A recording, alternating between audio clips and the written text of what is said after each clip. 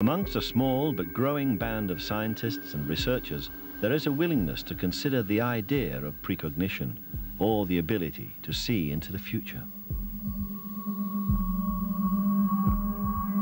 Many of us have heard stories of passengers narrowly averting disaster by suddenly changing their travel plans on the day of a plane or a train crash.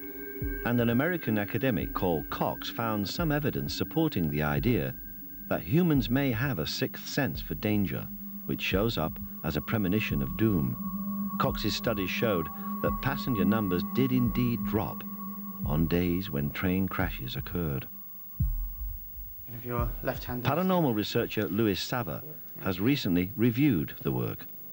A researcher called Cox did a piece of research looking at the statistics for the passengers in train crashes and compared it with the same days before the crash. And he did seem to find that there were less people on the days of crashes. Once you have to exclude the normal explanation, so perhaps it was rainy that day and a rainy day is going to have less people on, and then paranormal explanations come into play, come into consideration.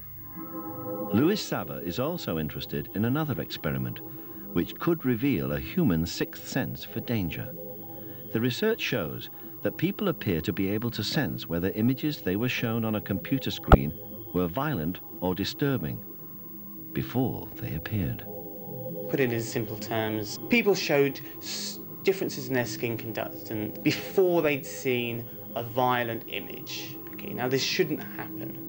Louie is following up those unexpected findings with a new experiment. In the same way that Cox suggested that people would avoid getting on trains, so we wondered whether or not perhaps those people who were afraid of spiders might show the same response, and hopefully maybe even stronger response, to a spider picture before they were shown one. The experiment with arachnophobics and pictures of spiders has failed to replicate the previous research.